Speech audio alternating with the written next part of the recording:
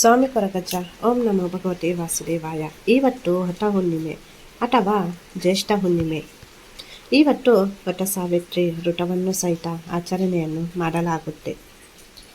ಈ ಹುಣ್ಣಿಮೆ ಇವತ್ತು ಅಂದರೆ ಬೆಳಗಿನ ಜಾವ 3:06 ಪ್ರಾರಂಭವಾಗಿ ನಾಳೆ ಅಂದರೆ ಜೂನ್ 30 ಬೆಳಗ್ಗೆ 5:26 ತನಕ ಇರುತ್ತೆ. ಇವತ್ತಿನ ಹುಣ್ಣಿಮೆಯಲ್ಲಿ ನಾವು ಯಾವ ದೇವರನ್ನು ಆರಾಧನೆ ಮಾಡಬೇಕು? ಜ್ಯೇಷ್ಠ ಮಾಸದ ಹುಣ್ಣಿಮೆಯಾಗಿರುವುದರಿಂದ ಲಕ್ಷ್ಮೀ ನಾರಾಯಣ ದೇವರನ್ನು ನಾವು ಆರಾಧನೆ ಮಾಡಬೇಕು. ಹಣಕಾಸಿಗೆ ಸಂಬಂಧಿಸಿದ ಸಮಸ್ಯೆ ಇರ್ಬೋದು, ಅಥವಾ ಮಾನಸಿಕ ಕಿರಿಕಿರಿ ಇರ್ಬೋದು, ಸಾಲದ ಸಮಸ್ಯೆಗಳಿರ್ಬೋದು, ಮನೆಯಲ್ಲಿ ಪದೇ ಪದೇ ಜಗಳ ಆಗ್ತಾ ಇರ್ಬೋದು, ಗಂಡನನ್ನು ನೋಡಿದರೆ ಹೆಂಡತಿಗೆ ಆಗಲ್ಲ, ಮಕ್ಕಳನ್ನು ನೋಡಿದರೆ ಗಂಡನಿಗೆ ಆಗಲ್ಲ, ಅಮ್ಮನಿಗೆ ಆಗಲ್ಲ, ಅಥವಾ ತಂದೆ ತಾಯಿಯನ್ನು ನೋಡಿದರೆ ಮಕ್ಕಳಿಗೆ ಆಗಲ್ಲ. ಕಾಲ ಬದಲಾಗಿದೆ. ಇವಾಗ ಹಿಂದಿನ ಕಾಲದ ಥರ ಇಲ್ಲ. ಮನೆ ಒಂದು, ಆದರೆ ಮನಸ್ಸುಗಳು ಬೇರೆ ಬೇರೆ. ಹಾಗಾಗಿ ಚಂದ್ರ ಮನೋಕಾರಕ. ಇವತ್ತು ಹುಣ್ಣಿಮೆ, ಅದರಲ್ಲೂ ಜ್ಯೇಷ್ಠ ಮಾಸದ ಶ್ರೇಷ್ಠವಾದಂತಹ ಹುಣ್ಣಿಮೆ. ಸೊ ಹಾಗಾಗಿ ಈ ಒಂದು ಸರ್ವ ಕಲ್ಯಾಣವನ್ನು ಮಾಡುವುದರಿಂದ ನಿಮ್ಮ ಜೀವನದಲ್ಲಿರುವಂತಹ ಎಲ್ಲ ಸಮಸ್ಯೆಗಳಿಂದ ನೀವು ಮುಕ್ತಿಯನ್ನು ಹೊಂದಬಹುದು. ಹಾಗೆಯೇ ಇವತ್ತಿನ ಹುಣ್ಣಿಮೆ ಯಾವ ರಾಶಿಯವರಿಗೆ ತುಂಬ ಉತ್ತಮ ಅಂತ ನೋಡುವುದಾದರೆ, ಒಂದು ಹಣಕಾಸಿಗೆ ಸಂಬಂಧಿಸಿದ ಸಮಸ್ಯೆ ಇರ್ಬೋದು, ಅಥವಾ ಇನ್ಯಾವುದೇ ಸಮಸ್ಯೆ ಇರ್ಬೋದು.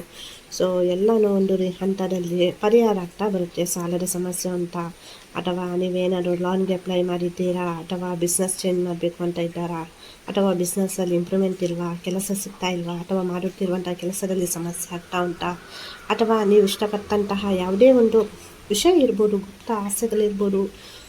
ಸೊ ಯಾವುದೇ ವಿಷಯ. ಸೊ ಯಾರಿಗೆ ಶ್ರೇಷ್ಠ, ಯಾವ ರಾಶಿಯವರಿಗೆ ಅಂತ ನೋಡೋದಾದರೆ ಮೇಷರಾಶಿ, ಹಾಗೆಯೇ ವೃಶ್ಚಿಕ, ಹಾಗೆಯೇ ತುಲಾರಾಶಿ, ಸಿಂಹರಾಶಿ ಇರ್ಬೋದು, ಕುಂಭರಾಶಿ ಇರ್ಬೋದು, ಅಥವಾ ಧನುರಾಶಿ ಇರ್ಬೋದು. ಇವರಿಗೆ ಅತ್ಯಂತ ಉತ್ತಮ. ಮತ್ತು ಉಳಿದ ರಾಶಿಗಳಿಗೆ ಸಾಮಾನ್ಯವಾಗಿ ಮಿಶ್ರ ಫಲ. ಸೊ ಎಲ್ಲ ರಾಶಿಯವರು, ಇವಾಗ ನನಗೆ ರಾಶಿ ಗೊತ್ತಿಲ್ಲ, ನಕ್ಷತ್ರ ಗೊತ್ತಿಲ್ಲ, ಅಥವಾ ಡೇಟ್ ಆಫ್ ಬರ್ತ್ ಕರೆಕ್ಟ್ ಗೊತ್ತಿಲ್ಲ, ನಾವೇನು ಮಾಡ್ಬೋದು ಪರಿಹಾರ? ಎಲ್ಲ ರಾಶಿಯವರು ಕೂಡ ರಾಶಿ ಗೊತ್ತಿರ್ಬೋದು, ಗೊತ್ತಿಲ್ಲದೇ ಇರ್ಬೋದು, ಈ ಒಂದು ಪರಿಹಾರವನ್ನು ಮಾಡಿ. ಇವತ್ತು ಒಂದು ಸಂಜೆ ಏನು ಮಾಡಬೇಕು? ಚಂದ್ರ ದರ್ಶನ ಯಾವಾಗ ಒಂದು 7 ಆಚೆ ಅಥವಾ 6:45 ಚಂದ್ರದೇವರು ಕಾಣಿಸ್ತಾರೆ. ಆವಾಗ ಚಂದ್ರದೇವರಿಗೆ ಒಂದು ಆರ್ಕ್ಯವನ್ನು ನೀಡಬೇಕು.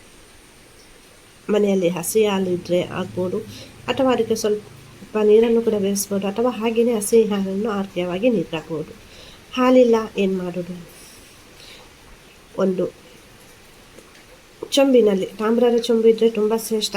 ಇಲ್ಲ ತಾಮ್ರದ ಚೊಂಬಿಲ್ಲ ಮನೆಯಲ್ಲಿ, ಹಾಗಾದರೆ ಪರವಾಗಿಲ್ಲ, ಲೋಟದಲ್ಲಿ ಕೂಡ ಆಗ್ಬೋದು. ನೋಡಿ, ನಾವು ಮಾಡುವಂಥ ಮನಸ್ಸು ಅಂದರೆ ಏನೇ ಮಾಡಿದರೂ ಮನಸ್ಸು ಪರಿಶುದ್ಧವಾಗಿರಬೇಕು. ಶುದ್ಧವಾದ ಮನಸ್ಸಿನಲ್ಲಿ ಭಗವಂತ ನೆಲೆಸಿರ್ತಾನೆ. ದೇವರು ಕೂಡ ನಿಮ್ಮ ಪರಿಶುದ್ಧವಾದ ಭಕ್ತಿಗೆ ಅಂದರೆ ಒಲಿತಾರೆ. ಸೊ ಹಾಗಿರುವಾಗ ನೀವು ಶುದ್ಧವಾದಂತಹ ನೀರನ್ನು ಕೂಡ ಆರ್ಘ್ಯವಾಗಿ ಚಂದ್ರದೇವರಿಗೆ ಅರ್ಪಿಸ್ಬೋದು. ಇದರಿಂದ ಏನಾಗುತ್ತೆ? ಒಂದು ಲೋಟ ನೀರಿನಿಂದ ಏನಾಗುತ್ತೆ ಅಂತ ಅಂದ್ಕೊಳ್ಬೋದು ನೀವು. ಸೊ ಇಷ್ಟು ಜೀವನದಲ್ಲಿರುವಂಥ ಸಮಸ್ಯೆಗಳು ದೂರ ಆಗುತ್ತೆ. ಹಣಕಾಸಿಗೆ ಸಂಬಂಧಿಸಿದಿರ್ಬೋದು, ಏಳ್ಗೆ ಆಗ್ತಾ ಇಲ್ಲ ಅನ್ನೋದಿರ್ಬೋದು, ಅಥವಾ ಮದುವೆಗೆ ಸಂಬಂಧಿಸಿದ ಸಮಸ್ಯೆ ಇರ್ಬೋದು, ಪ್ರೇಮ ಜೀವನದಲ್ಲಿ ಸಮಸ್ಯೆ ಬರ್ತಾ ಇರ್ಬೋದು, ಸಾಲದ ಸಮಸ್ಯೆಗಳಿರ್ಬೋದು. ನಾನು ಮನೆ ಕಟ್ಟಬೇಕು ಅಂತ ಇದ್ದೇನೆ, ಆಗ್ತಾ ಇಲ್ಲ, ಹಣನೇ ಕೈಯಲ್ಲಿ ನಿಲ್ತಾ ಇಲ್ಲ, ಎಷ್ಟೇ ದುಡಿದ್ರೂ ಏನಾಗುತ್ತೆ ಏನು ಹೋಗುತ್ತೆ ಅಂತ ಗೊತ್ತಿಲ್ಲ, ರೋಗಗಳು ಕಾಡ್ತಾ ಇರ್ಬೋದು, ಅಥವಾ ಇನ್ಯಾವುದೇ ಸಮಸ್ಯೆಗಳು ಕಾಡ್ತಾ ಇರ್ಬೋದು, ಶತ್ರುಗಳ ಬಾಧೆ ಇರ್ಬೋದು, ಮಾಟ ಮಂತ್ರ ವಶೀಕರಣದ ಸಮಸ್ಯೆಗಳಿರ್ಬೋದು. ಸೊ ಹಣಕಾಸಿನ ಸಮಸ್ಯೆಗಳಿರ್ಬೋದು, ಮಾನಸಿಕ ನೆಮ್ಮದಿ. ಸೊ ಏನಂದರೆ ಇವಾಗ ಮೆಂಟಲ್ ಹೆಲ್ತ್ ಕೂಡ ತುಂಬ ಇಂಪಾರ್ಟೆಂಟ್, ಗೊತ್ತಾಯ್ತಾ? ಸೊ ಏನೇ ಒಂದು ಸಮಸ್ಯೆ ಇದ್ರೂ ಸರಿ ಹೋಗುತ್ತೆ. ಇವತ್ತು ಈ ಒಂದು ಪರಿಹಾರವನ್ನು ಮಾಡಿ. ಹಾಗೆಯೇ ಓಂ ನಮೋ ಭಗವತೆ ವಾಸುದೇವಾಯ, ಅಥವಾ ಓಂ ನಮೋ ನಾರಾಯಣಾಯ, ಓಂ ಮಹಾಲಕ್ಷ್ಮೀ ನಮಃ ಈ ಮಂತ್ರ ಇರ್ಬೋದು, ಅಥವಾ ಶ್ರೀಂ ಅನ್ನುವ ಒಂದು ಅತ್ಯಂತ ಶಕ್ತಿಶಾಲಿಯಾದಂತಹ ಏಕಾಕ್ಷರ ಮಂತ್ರ ಇರ್ಬೋದು. ಜಪ ಮಾಡಿ, ಖಂಡಿತವಾಗಿ ನಿಮಗೆ ಒಳ್ಳೆಯದಾಗುತ್ತೆ. ನೀವೇನು ಅಂದ್ಕೊಳ್ತೀರಾ ಅದೇ ರೀತಿ ನಿಮ್ಮ ಜೀವನದಲ್ಲಿ ಏಳ್ಗೆಯನ್ನು ಕಾಣ್ತಾ ಹೋಗ್ತೀರಾ. ಸ್ಟೆಪ್ ಬೈ ಸ್ಟೆಪ್ ಏಳಿಗೆ ಆಗುತ್ತೆ. ಎಲ್ಲ ವಿಷಯದಲ್ಲಿ ಅಲ್ಟಿಮೇಟ್ ರಿಸಲ್ಟ್ ಬರುತ್ತೆ. ಸತ್ಯ 100%. ಇದನ್ನು ಒಂದು ಪರಿಹಾರವನ್ನು ಮಾಡಿ ನೋಡಿ, ತುಂಬ ಒಳ್ಳೆಯದಾಗುತ್ತೆ. ಮತ್ತು ಮನಸ್ತಾಪಗಳು ಬೇಡ. ಇವತ್ತಿನ ದಿವಸ ಜಗಳ ಮಾಡೋದನ್ನು ಬಿಟ್ಬಿಡಿ. ಅಥವಾ ಯಾರೇ ನಿಮಗೆ ಬೈತಾರೆ, ಸಿಟ್ಟು ಬರುತ್ತೆ, ಎಸ್ ನನಗೆ ಅರ್ಥ ಆಗುತ್ತೆ.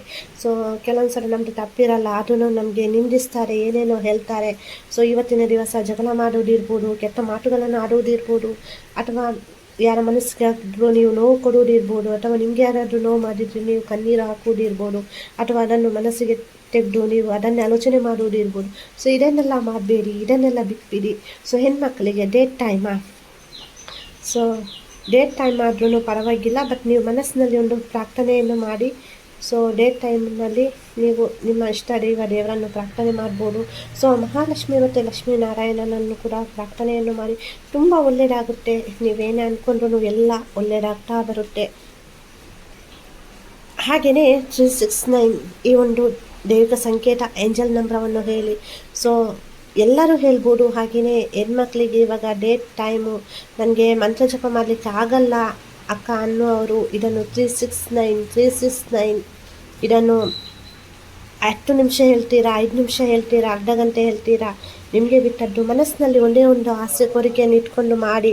ಖಂಡಿತವಾಗಿಯೂ ನಿಮಗೆ ಒಳ್ಳೆಯದಾಗುತ್ತೆ. ನೀವೇನು ಅಂದ್ಕೊಳ್ತೀರಾ ಬರುವ ಹುಣ್ಣಿಮೆಯೊಳಗಾಗಿ ಅದು ನೆರವೇರುತ್ತೆ. ನಿಮಗೇನು ಗೊತ್ತಾಗುತ್ತೆ, ಅಲ್ಟಿಮೇಟ್ ರಿಸಲ್ಟ್ ಬರುತ್ತೆ. ನಿಮಗೆ ನಿಮ್ಮ ಜೀವನದಲ್ಲಿರುವಂಥ ಎಲ್ಲ ಕಷ್ಟಗಳು ದೂರ ಆಗುತ್ತೆ.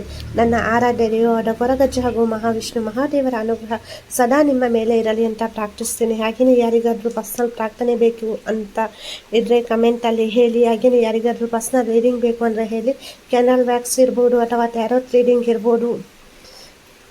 ನಿಮ್ಮ ಪರ್ಸ್ನಲ್ ವಿಷಯ ರಿಲೇಟೆಡ್ ಆಗಿ ನಾನು ನಿಮಗೆ ಪರ್ಸ್ನಲ್ ರೀಡಿಂಗ್ ಮಾಡ್ತೀನಿ. ಸೊ ಪರ್ಸ್ನಲ್ ರೀಡಿಂಗಿಗೆ ನೀವು ಅಮೌಂಟ್ ಪೇ ಮಾಡಬೇಕಾಗುತ್ತೆ. ಹಾಗೆಯೇ ಪರ್ಸನಲ್ ಪ್ರಾರ್ಥನೆ ಮಾಡಬೇಕು ಅಂದರೆ ಹೇಳಿ. ಪರ್ಸನಲ್ ಪ್ರಾರ್ಥನೆ ಇದು ಫ್ರೀ ಆಗಿರುತ್ತೆ. ಹಾಗೆಯೇ ನಿಮ್ಮದೇ ಯಾವುದೇ ಒಂದು ಸಮಸ್ಯೆ ಇದ್ರೂ ಅದಕ್ಕೆ ಸೂಕ್ತವಾದಂತಹ ಬ್ರಾಸ್ಲೈಟನ್ನು ರೆಡಿ ಮಾಡಿ ಪೂಜೆ ಮಾಡಿ ಎನರ್ಜಿ ಪಾಸ್ ಮಾಡಿ ಕೊಡ್ತೇನೆ. ಬೇಕು ಅಂದರೆ ಕಮೆಂಟಲ್ಲಿ ಹೇಳಿ. ಸೊ ಪ್ರತಿಯೊಂದು ಸಮಸ್ಯೆಗೂ ಪರಿಹಾರ ಇದ್ದೇ ಇರುತ್ತೆ. ತಾಳ್ಮೆಯಿಂದ ಇರಿ. ಸೊ ಯಾವುದು ಕೂಡ ಆಗಲ್ಲ ಅಂತ ಇಲ್ಲ. ನನ್ನ ಆರಾಧ್ಯ ದೇವರಾದ ಕೊರಗಜ್ಜ ಹಾಗೂ ಮಹಾವಿಷ್ಣು ಮಹಾದೇವರ ಅನುಗ್ರಹ ಸದಾ ನಿಮ್ಮ ಮೇಲೆ ಇರಲಿ. ನೀವು ಮಾಡುವಂತಹ ಕೆಲಸದಲ್ಲಿ ಸಕ್ಸಸ್ ಸಿಗಲಿ. ನಿಮ್ಮ ಜೀವನದಲ್ಲಿ ಎಲ್ಲವೂ ನೀವು ಅಂದುಕೊಂಡಂತಹ ರೀತಿಯಲ್ಲಿ ಎಲ್ಲವೂ ನೆರವೇರಲಿ ಅಂತ ನಾನು ನನ್ನ ಆರಾಧ್ಯ ದೇವರಾದ ಕೊರಗಜ್ಜ ಹಾಗೂ ಮಹಾವಿಷ್ಣು ಮಹಾದೇವರನ್ನು ಪ್ರಾರ್ಥಿಸ್ತೇನೆ. ಒಳ್ಳೆಯದಾಗಲಿ.